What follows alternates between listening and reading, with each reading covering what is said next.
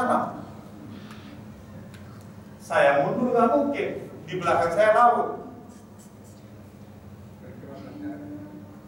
Tapi kalau saya membunuh dia, ada kemungkinan saya membunuh orang kafir sehingga bisa selamat. Apa yang harus saya lakukan? Membunuh orang Islam hukumnya haram.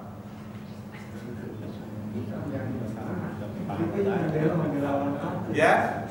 Dia membela orang kafir termasuk golongan orang kafir. Siapa? Yang dia diintamin? Tapi kan dia cuma ditawan, maka dia diintamin. Dia kan ceritanya ketangkep sama PKI itu. Kalau dia dijadikan tameng di situ. Itu kan, ya. Itu kan peristiwa Badar. Peristiwa Badar. Gimana peristiwa Badar? Nah, orang-orang Islam yang tidak mau berhijrah itu kan dijadikan tameng. Nah, itu Tahu nggak ada dalam ini Pak. Kalau sirih itu makanan sahur saya paling senang. Nggak ada dalam sejarah bahwa orang Islam dijadikan tameng di perang Badar. Yang benar itu adalah mubarazah 3 orang, maju Ali, maju Hamzah, maju dan 3 tadi satu ketika itu. Enggak ada yang dijadikan tameng. Enggak ada. Baca buku sirah. Di perang apa itu? Apa sih perang di pihak orang kafir? Siapa? Kamu begitu. Abbas. Abbas itu nanti telah menyatakan keislamannya setelah Fathu Mekah. Ya. Jadi Abbas itu waktu perang Uhud dia ikut, tapi Nabi memesan kepada sahabat jangan bunuh dia.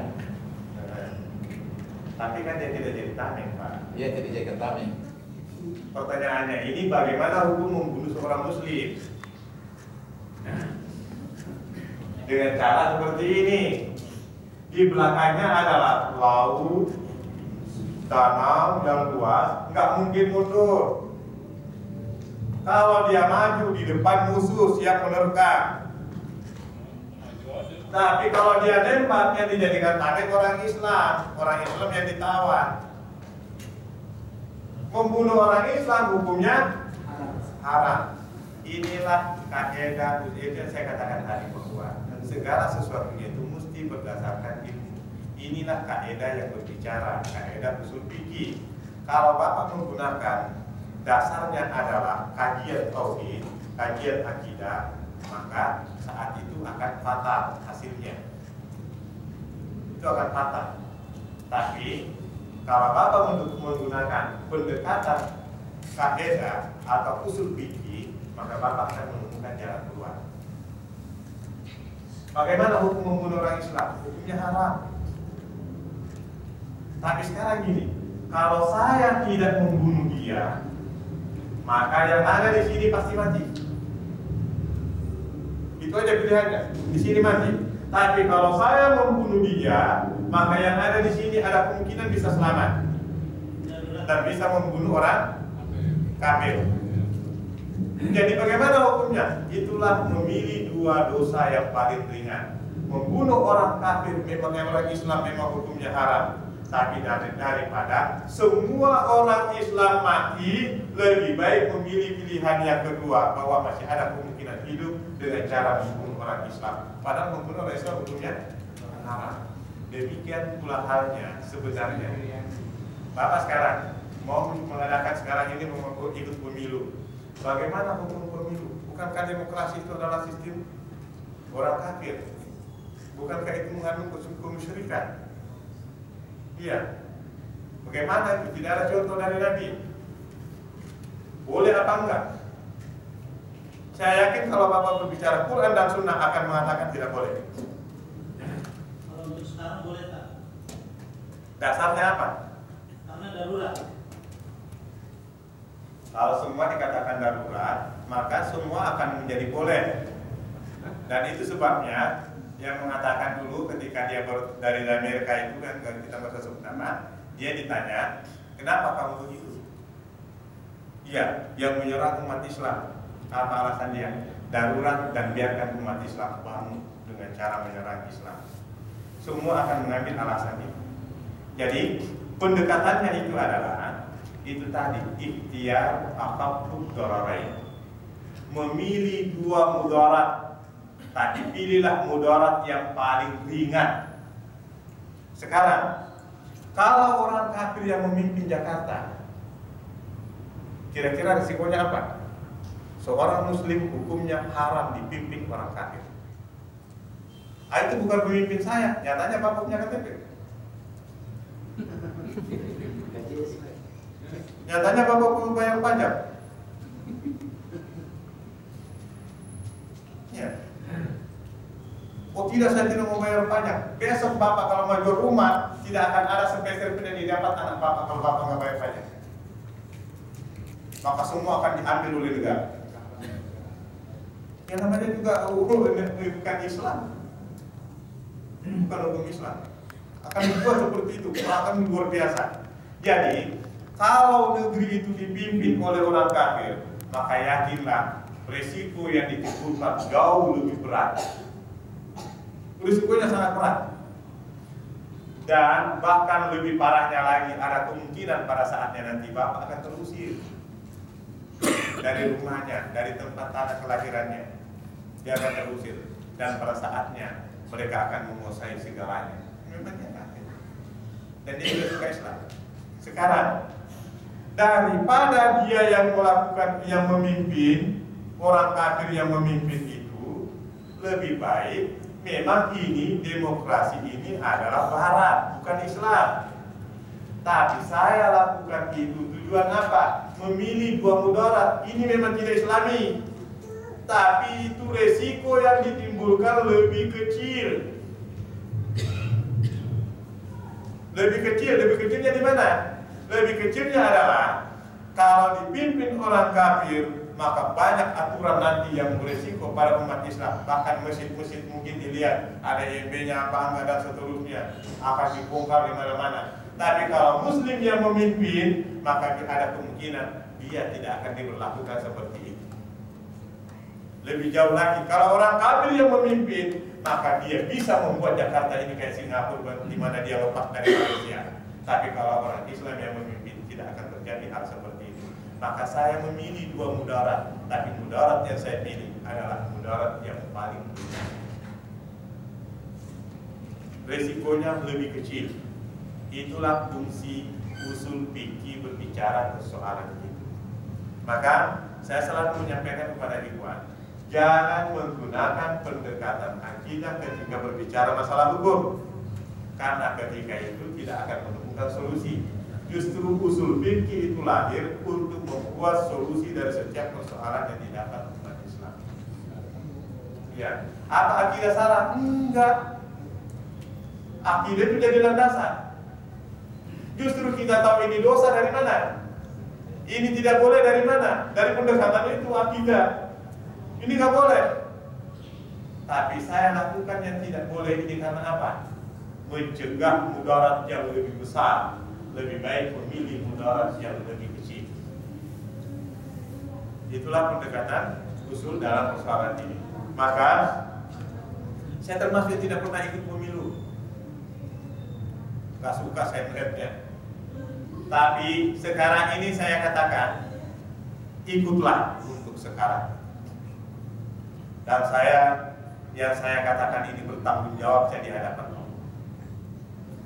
Saya bertanggung jawab di akhirat yang saya katakan. Kenapa? Bapak tidak bisa membayangkan kalau saya mengatakan jangan ada yang ikut, itu musyrik.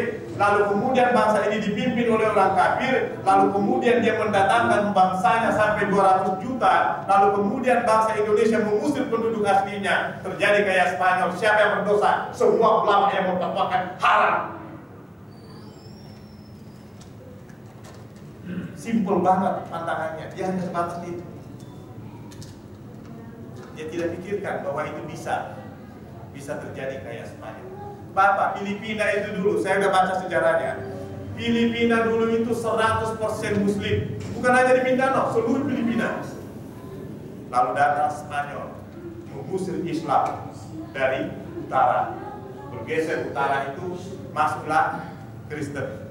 Spanyol keluar, dia serahkan kepada Amerika. Semakin tergusur muslim kemari sampai tinggal di pulau-pulau Mindanao itu bagian selatan Filipina.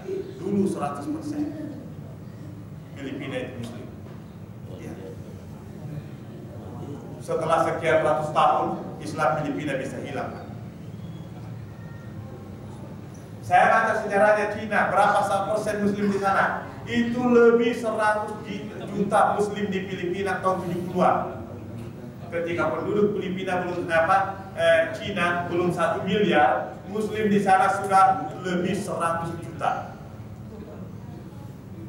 Tahun 70-an, penduduk Cina belum 1 miliar. Muslim ada lebih 100 juta. Sekarang muslim di Cina berapa? Kurang lebih 20 juta. Tapi data Cina mengatakan tinggal 12 juta dari lebih 100 juta.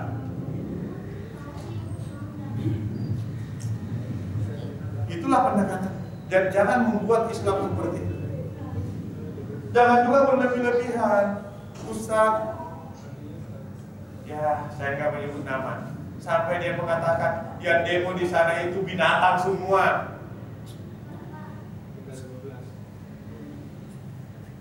Jangan berlebih-lebihan seperti itu. Itu berlebih-lebihan.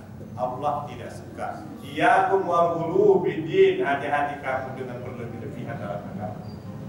Itu merusak. Gitu. Maka bapak-bapak yang dimuliakan Allah Subhanahu wa taala, mungkin kita semua berpikir kondisi kita sekarang dan generasi kita sekarang, tapi yang perlu kita pikirkan adalah tidak sebenarnya setelah kita apa yang akan terjadi. Kalau kita tidak mampu menyelamatkan, maka itu adalah tanggung jawab kita di hadapan Allah. Semua orang sudah siap berperang. PKI dengan Syiah sangat siap untuk berperang. Kolaborasi di negeri ini, PKI-nya kuat, Syiah-nya kuat, sekularismenya kuat. Semua bersatu menghadapi orang Islam Sunni. Kita kerjanya apa? Persoalan ada penyimpangan tauhid, akidah, apa serahkan kepada Allah. Kan yang mau membalas Allah bukan kita. Tapi kita tetap punya kewajiban menyampaikan hakikat akidah itu kepada Allah. Saya belum masuk kepada al-bara'ah minal munafik, berlepas diri orang munafik. Sebenarnya itu target saya malam ini. Tapi sudah jam 8. Berlepas diri dari orang munafik dalam satu hal. Tapi saya ulangi lagi bahwa Al-Quran sangat menegaskan, sampaikan kepada orang munafik tempat kembalinya adalah neraka. Adab yang pedih. Siapa ini? Yaitu orang yang mengangkat orang kafir sebagai pemimpin. Surat 4 ayat 138 139. Basyiril munafiqin bi anna lahum adaban aliman alladzina yattakhiduna al-kafirina awliya'a min dunil mu'minin. Sampaikan kepada orang munafik, bagi mereka adab yang pedih, yaitu orang yang mengangkat orang kafir sebagai pemimpin dan bukan orang mukmin yang diangkat sebagai pemimpin. Dalam ayat surah Nisa juga 144 145. Wahai orang-orang yang beriman, la tattakhidul kafirina awliya. Jangan angkat orang kafir jadi pemimpin. Aturiduna an taj'alu lillahi 'alaikum sultanan mubina. Apa kamu ingin ngasih Allah alasan di mana Allah bisa binasakan kamu? Mengangkat orang kafir sebagai pemimpin, kata Allah, itu cukup jadi alasan untuk membinasakan kamu.